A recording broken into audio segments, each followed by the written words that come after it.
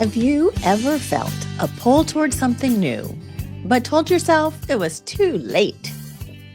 Maybe you've thought about learning a new skill or starting a project or even pursuing a long-held dream. But there was that little annoying voice in your head that said, that's for younger people. That ship has sailed. Well, think again. At 66, I started this podcast. At 60, Deirdre Wolonik, my guest last week, took up rock climbing for the first time.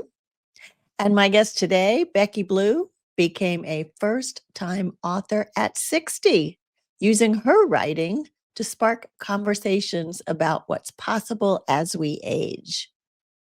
This episode is all about aging with curiosity, purpose, and passion.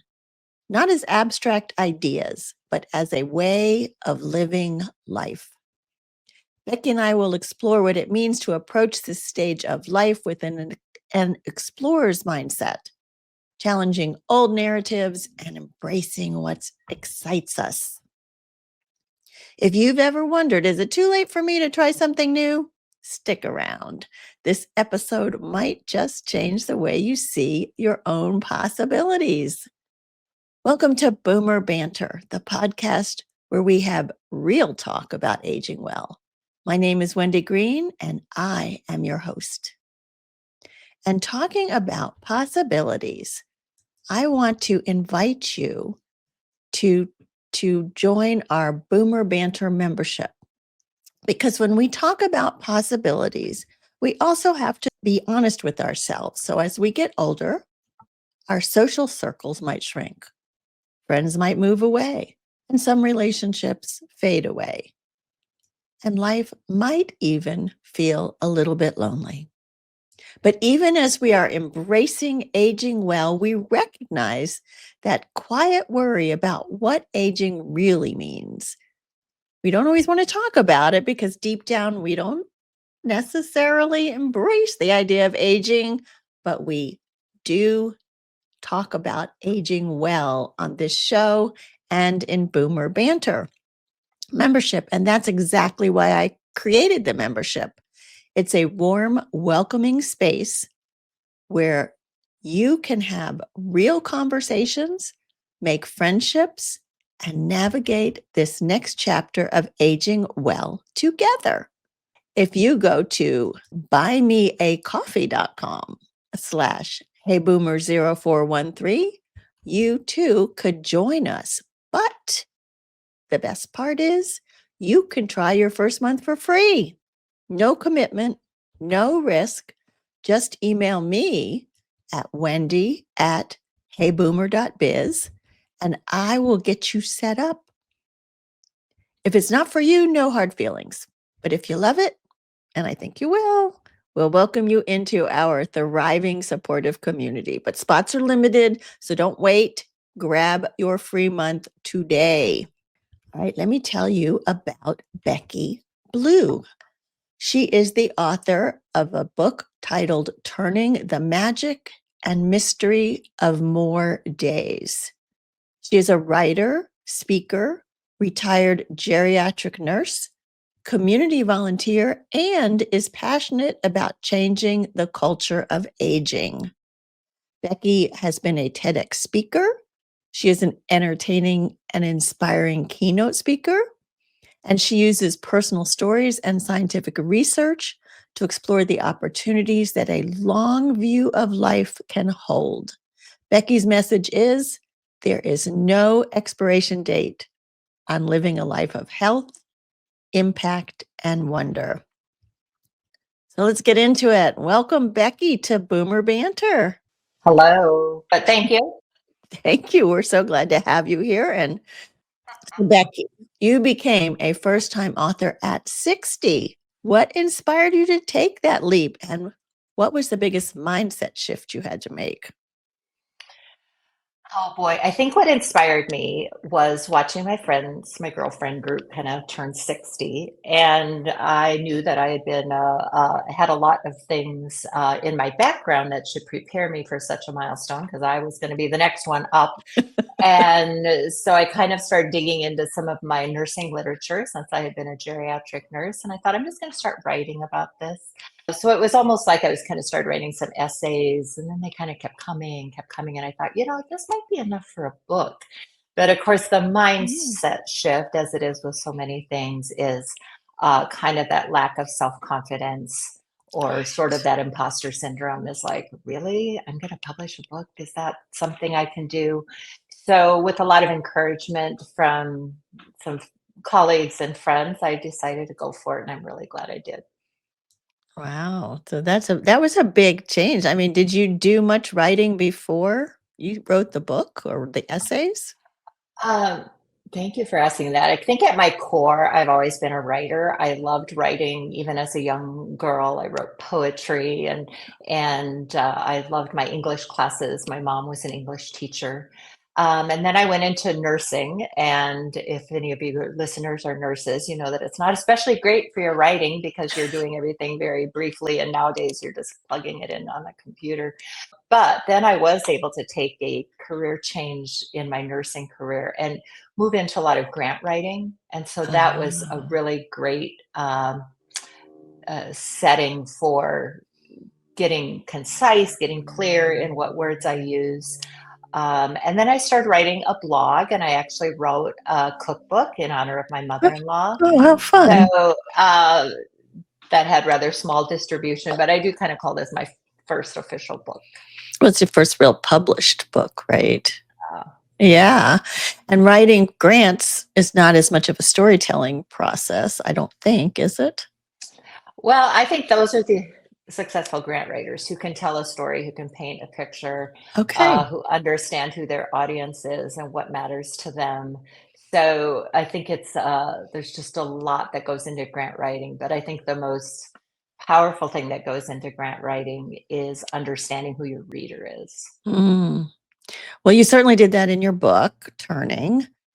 It was a lot about your experience, but then you certainly brought in a Mhm. lot of your other stories and experiences. And you talked about an explorer's mindset. What Mhm. does that mean to you? I think it goes back. I love that you used the word curious previously. And so I love to use the phrase stay clever and curious. And where this explorer mindset came from was on a road trip with my husband across the plains of Wyoming and realizing that, think of Lewis and Clark and how they just kind of kept following the Missouri River and let's see what curve this takes next, and who knows what's around the next river bend. And I thought that's kind of what it is with aging is we don't know, as much as we can kind of prepare for it, we really don't know what's coming at us. And so it's really great to have this explorer's mindset of I'm just gonna see what's around the next bend, and as it comes, I'm going to face it with curiosity and with questions, and I'm not going to hide. I'm going to kind of like back to my book, which is called, Turning the Magic and Mystery of More Days, kind of seeing what the magic and mystery can be in all these days ahead. Mm. I love that idea, the explorer's mindset, because that certainly is something as we are approaching this stage and in this stage, so many people say, I don't want to do it. It's too late. My time is up. And we're Mhm. like, no, you and I both are like, Try it. Why not? What do you got to lose? Try it. Yeah, and I think the other thing with that, I love what you got to lose because I think as we get older, there's sort of this not such an obsession with being afraid of failing. Mm, I think we're really kind of like, well, I'll try it and see what happens. If it doesn't work, I'll go on to something else. So exactly. I love that about. I think that's a big part of wisdom, right? And I think not being afraid of failing is something our younger listeners can look forward to in their older That's years. right. That's right. That's right. So at the end of each chapter, you always put in these questions that help Mhm. people kind of think and process the chapter and think about what aging means to them in different areas. What are some of the conversations you wish we were having more of around aging? I think it's easy to have conversations about, oh, this hurts and that hurts, and I went to the doctor and this was my lab value and all that, and those are relevant and okay to have.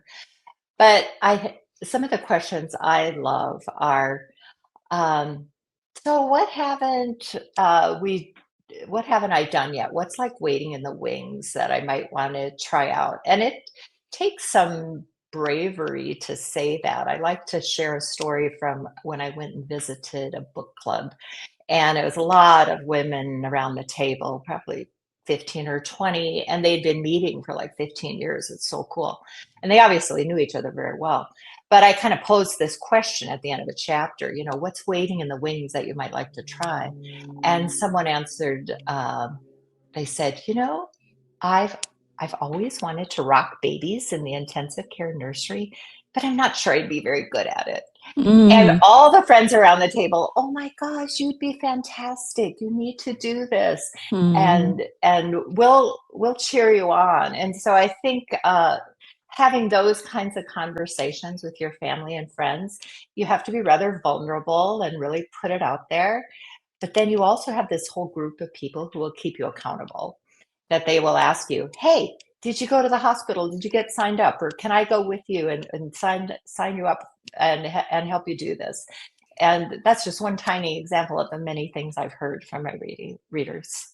yeah, I think that's important to have that friend group, that supportive group of people Hmm. that not only cheer you on, but like you said, hold you accountable. I think that Hmm.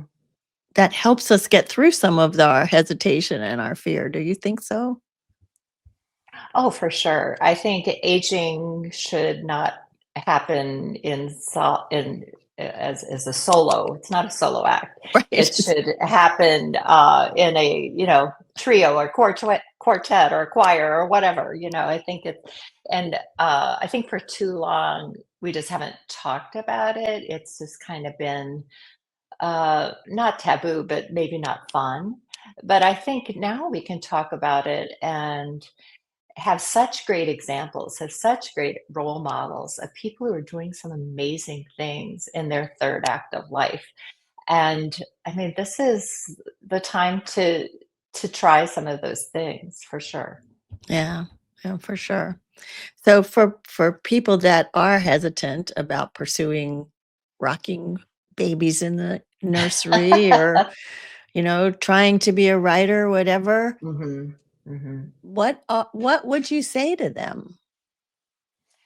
Well, I think first you have to figure out what it is, and I think it's okay to really go back, try to take yourself back to maybe your teenagers or your college years or when you were before you had children. Like, what did you maybe uh, want to do but never got to do?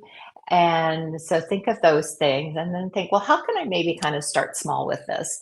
And I'll use this myself as an example. A couple years ago, I was going through this exercise, and probably because I was reading my book, but I remember that when I was young, one of the things that brought me great joy was dancing, was taking ballet. And I had gotten to take one semester of ballet when I was in college for a PE credit, and I Mhm. just loved it. And then that went by the wayside because of life, of course.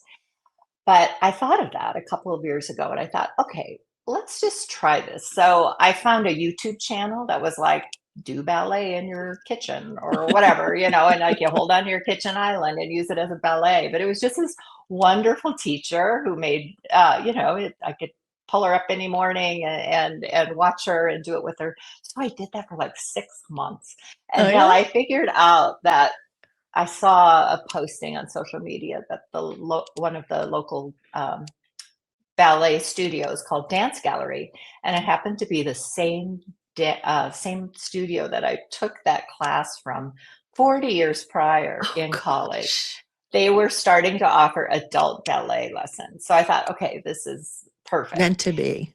Meant to be. So I started taking ballet, and it's been absolutely life-giving, and it's been such a joy. I've my one of my purposes was to improve my balance and my strength, which I would say it has. But I also just wanted to experience the music and the sights and sounds of that studio environment, and to the point where I even got to be a wee part of the Nutcracker Oh, a how couple fun. Christmases ago. So, I guess to your question, it's first dig back in, be a little bit of an archaeologist, dig back in your soul, see what's waiting back there, and then to just start small. Yeah. And if it doesn't work out, then dig again and find something different. Yeah, that was brilliant. Like, you tried with the YouTube, so you had to see Yeah. first, can I still do it? Would I be brave enough to get in front of people to do? I mean, that was great. What a great way to start. Good for Yeah. So you. I have a recital coming up at the end of May. Oh, I'm you already do? I stressing love about that. that. And one of the costumes involves boas. And I'm like, oh my gosh, pretty sure I'm going to, slip on it and break a hip on stage. So you can pray for me about that. No, you gotta change that image. You're gonna do I know. great. I You're know. gonna whirl around and Thank you, Wendy. I mean, even me, who writes I about know, this, I right? can still get those negative We do it to voices ourselves in. all the time, Yeah. don't we? I know. Everybody does. Yeah. Yes. And then we stop. We're like, And then we okay. stop. Yes. I need to take just a break for just a minute and show my appreciation to Greenwood Capital as a sponsor of Boomer Banter. And one thing I appreciate about Greenwood Capital and my advisor, Melissa Bain, is her approach to financial planning.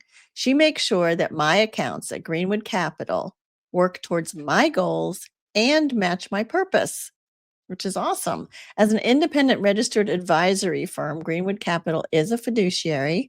They must place your interests above their own. And I have to tell you that as a sponsor, Greenwood Capital has compensated my business for this testimonial. For more information about how they can help you make a financial plan, go to greenwoodcapital.com. Let's get back to Becky. So, Becky, when I read your book, I realized that I mean, we were actually talking about this before it came on air, that you wrote your book when the pandemic started. I started this show when the pandemic started. And then also you said your husband had retired right around that same time also. So there was a lot of transition going on during that period, and that's 5 years now. So I'm wondering, in the ensuing 5 years, if there's other things that you would have added to your book or changed about what you said now that you are 5 years older and wiser. Well, in regards to my husband, I think I mean, that was totally in real time as I was writing this book. He was asked to retire, as maybe some of our age were during COVID. So he wasn't expecting it at all. So I think I titled that chapter, Let Yourself Be Surprised. Mm. So, and then I joke about, I think there's that old saying about, I married you for better and for worse, but not for lunch. Right. So, all of a sudden he was home and trying to find meaningful things to do. But kind of the rest of the story there was he ended up finding an amazing work opportunity, which was half-time. And so he went back to work. And for him, that was the right answer. But I think I maybe now would be able to even give more uh, background into what can retirement be. And I just ran into a friend the other night, a dentist who had retired, and he said, I don't call it retirement, I call it repurposement. And Oh, I like I that. I haven't really heard that like one. that. I think we've heard a lot of things about what you can call retirement, but I like that repurposement. So I would Yeah. say that my husband now is finding a lot of meaning in his work and really using his past experience, which is great. As far as other things I would have added to my book, because in these past couple of years, my husband and I have ended up in a caregiving journey with his family. And I think you and I have talked about this a little bit before related to caring for your mom. And so uh, I feel like now I really can empathize and talk much more about that caregiving journey, even though I used to teach about it all the time when I was a geriatric nurse specialist. It's the kind of thing you don't even you can't even appear to know what it's like until you've actually been in the trenches and done it. It's so true. It's so true. Mhm. I mean, I've talked about it too. I've had people on the show talk about it, but until it became real from my perspective too, it's emotionally a roller Mhm. coaster in a lot of ways. Yeah. Mhm. So in your It next is. edition, you can Yeah. new edition. Stay tuned. So you had this chapter that was titled "Where Did You Learn to Age?" Mm. I love that. So tell me about where you learned to age. Yes, I would say I learned to age when I was very young, and it was because of our setting. I was growing up on a farm in a small community. My grandparents were nearby. My other set of grandparents were a Sunday afternoon drive up the road. Um, so I just had the benefit of really being surrounded by older adults, which I really kind of worry about now for the young children. I feel like in a lot of ways, we've gotten kind of scattered and we don't necessarily have all those intergenerational opportunities. So I think people need to be more intentional about that as parents and having their children have adopted grandparents or whatever if you can't be with yours regularly. So I would say it started with spending a lot of time with older adults as I was growing up. And then, of course, you kind of get negative role models and you get positive role models. But I would say overall, there was just a real love for older adults. And I was always the one who kind of wanted to hang out at the kitchen table a little bit longer while all the kids went out and played. But I wanted to stay and hear more of the stories. And so Mm, I think, for certain ones of us, I think there is a pull towards that age group. And I know I certainly found that in my nursing practice as well. sure, sure. But I So think it's a wonderful exercise. And when you talk about things we should be talking about, and that can be a fun coffee chat. You know, where'd you learn how to age? Who taught you? right, and who are your role models for aging? Hmm. There was just a Hmm. question that came up in my news feed today about who are your role models for aging?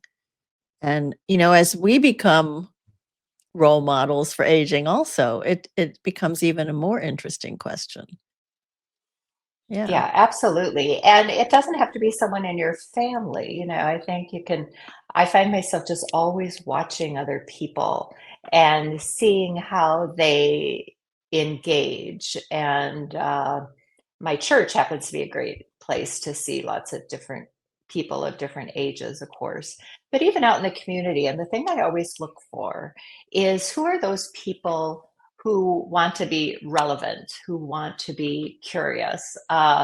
It might even be in how they dress, how they carry themselves, and then in conversation, are they curious about the other person rather than talking about themselves? And that's a great barometer or a great role model for aging. Is ask, tell me what you've been up to, even if you're talking to somebody who's 15 years old. Mm, Just what's your story? What are you up to these days? Just to be open to other people's stories.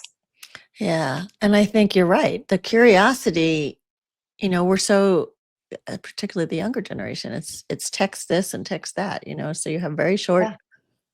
conversations. So staying curious. Who inspires you? How did you learn curiosity? Or was it Oh, always just part of you? uh, yeah.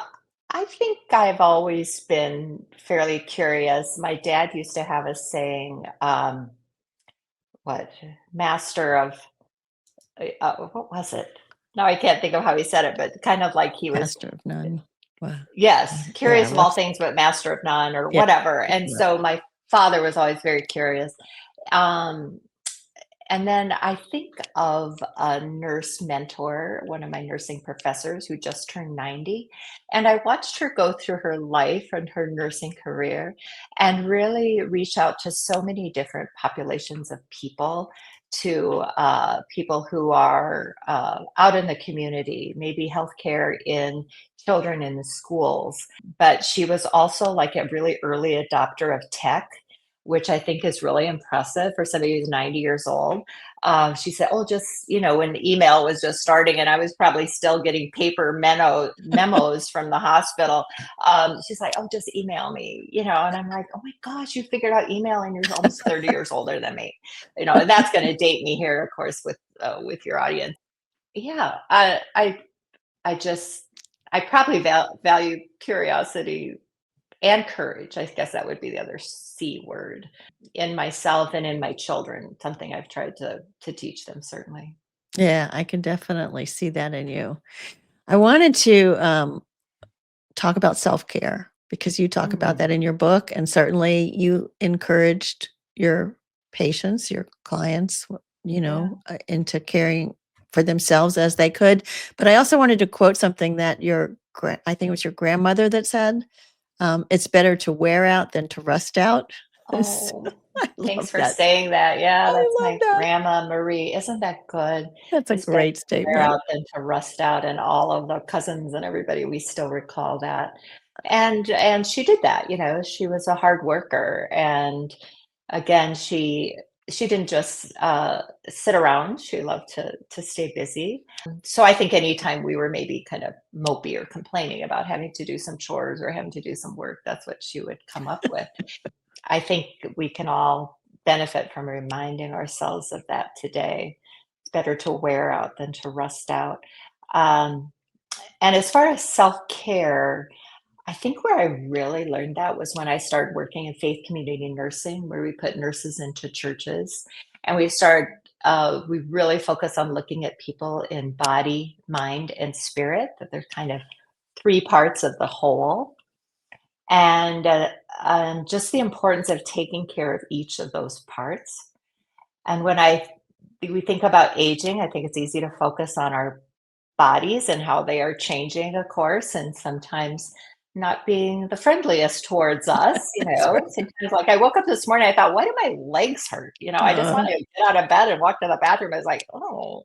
Uh, so, your body will kind of give you some aches and give you some signs.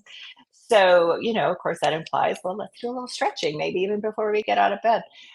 So there's some self care right there. But so the body, it's a little more obvious what we do there for self care.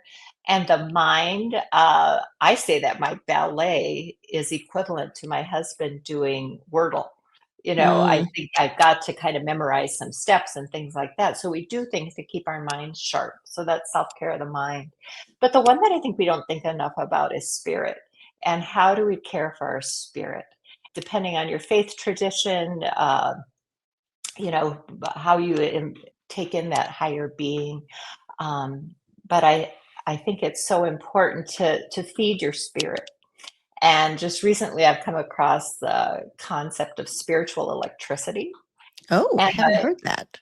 yeah, and it's from a wonderful book called The Artist's Way. And she talks the importance of spiritual electricity.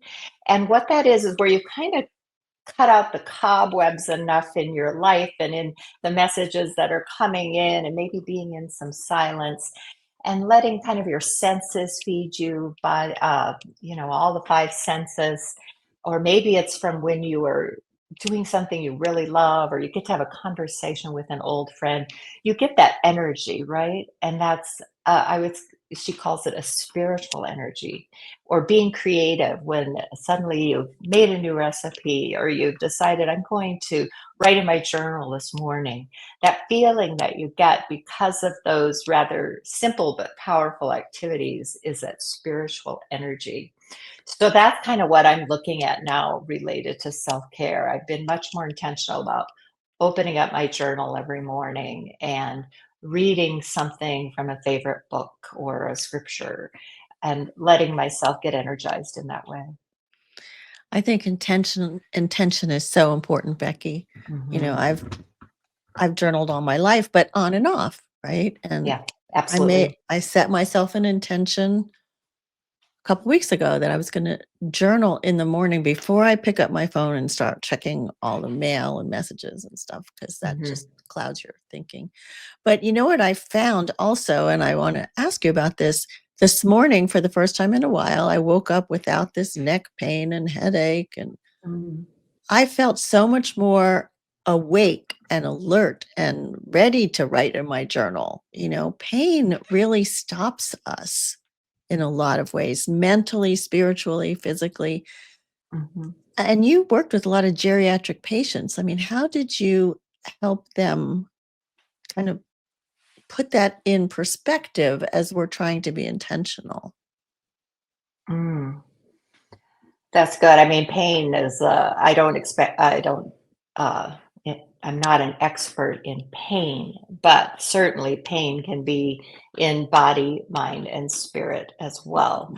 So Mhm. I always say, you got to kind of keep the main things, make sure that you're taking care of your body in whatever way you can. And sometimes even speaking the pain really helps. So if you share that with someone, Mm. saying, "This is what I'm feeling." But I think that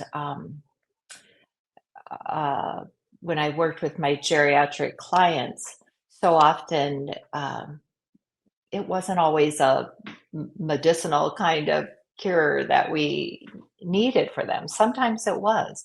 But I had the pleasure of working with other interdisciplinary folks like a physical therapist and pharmacist, a speech therapist, and an occupational therapist. I mean, sometimes it's as simple as just let's get you a new chair. Mhm. You're just not sitting right, and so just know that there's so many options beyond grabbing A pill. the a pill, the easiest. I mean, right? So I think again, it's speaking the pain, letting Speaking people the pain know that this is what I'm dealing with, and what's the best thing for me. and asking for help and doing some movement and all of those things, I think. Oh, absolutely. I mean, Yeah. movement is a given. I mean, I think if you're going to think of one thing to do to age healthier, is just move and move all the time. Yeah. I know we gotta keep moving. We don't want that rust to build up on us. Yeah, right. So, another thing that you talked about in the book was sleep and how important that Yeah. is for us, and so many people I know as we pass midlife, we get a lot of interrupted sleep, and then people wake up Mhm. tired. So, what do you recommend to improve sleep? For me, I think first it's assessing, where is the barrier to great sleep, or is it really just kind of it's typical to have this interrupted sleep, as you mentioned, as we age. So what I would always do is with my clients, rather than asking them, "How did you sleep last night?" I would ask, "Did you feel rested when you woke up in the morning?" Ah, okay. So I think that's a really better question to ask, and I love that you had a great sleep last night. You woke up and you felt good. I love that So then you too. kinda to dial back and see, well, what did I do differently last night? And I'm, dealing with this in real time too, and I'm 65, and I would say that on those nights that I eat closer to bedtime or have a sweet treat or a chocolatey dessert, those are the nights I don't sleep as well. Mm, And or the nights that I'm, looking at my screen. And I will say for sure that the days that I exercise are the nights that I am so much better. mm. And I have taken up swimming, and so Oh, I've been swimming in the mornings, and I feel like that's made a big difference for me. But I also know that everyone is different, everyone is an individual. So we have to be willing to try some different things. But again, speaking that difficulty that you're having with sleep, either speaking it to your healthcare professional, but just speaking it to your friends, because everybody's going through this, right? Or if you have a sister or a brother, you might share some of your same DNA, might have some same impact. But overall, I would say that sleep is just a non-negotiable. You've got to get that in. And so to not wait too long to deal with it. yeah. Yeah, because I mean, everything I read about it is, all this healing of your brain or restructuring or whatever it is that's happening up there Mhm. happens when you Mhm. sleep. So, Yeah, and we're at an age where we've lived with technology for a long time. If you have one of the some kind of a feedback mechanism, maybe it's an Aura ring, or we got a new bed, and our new bed comes with an app, and it actually measures my sleep. So, I mean, it's your crazy bed what's does. out there to give you feedback on how you're sleeping, and it's worth looking at those options. Huh. Or of course, the simple thing again is just going back to your pen, is when you wake up in the morning, kind of log it, kind of keep a journal of what did I do last night or what did I do yesterday that made me sleep better today? Or the converse, what did I do last night or yesterday that made me sleep awful? So a lot of what you're talking about is self-awareness, right? Mm. Like speak the pain, speak the problem of sleeping, speak, Hmm. these kinds of things, these fears. I heard from a friend today who told me about a pattern for crocheting a blanket, a mood blanket. Oh, And so wow. I know. So all these different colors were associated with what you're feeling that day as you're doing your Oh. work. I know. How cool is that? So, I mean, that's an awareness thing too. So whatever we can do to raise our awareness of what we're feeling, thinking, our thoughts create our beliefs and our Hmm. actions and our, all of that. So, yeah. Hmm. So what are you doing? I know you talked about ballet and Hmm. swimming, and Hmm. so are there new things that you are seeing on the horizon that you wanna take on for your explorer mindset? Oh gosh. Well, I'm kind of feeling a road trip. I think that would be great. So we haven't got that set out yet, but I always encourage people to just even look what's right outside your door. There's some new restaurants in town that I'd like to try. Sometimes it can just be that simple. And I Yes. always like to tell people, I mean, one piece of advice I have every day, just do something new. Again, one of my favorite stories is from a book club where a woman shared, yeah, I have a group of 6 of us, and we go out together every Wednesday, but we've made a pact that we don't ever do the same thing twice. Wow. Isn't that a great idea? So every Wednesday, they have to think of something new to do. Oh my And so gosh. she shared with the group that this past week or whenever it was, that we all put on our snow clothes and we went tubing at the local ski hill.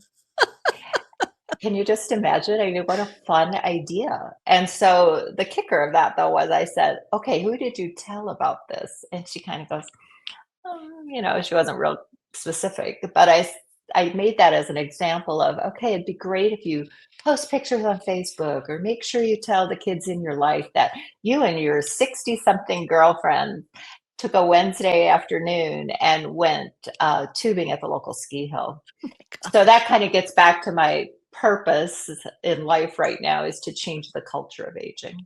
Yeah. And that we know that we change the culture of aging by either doing story worthy things that we can tell others about.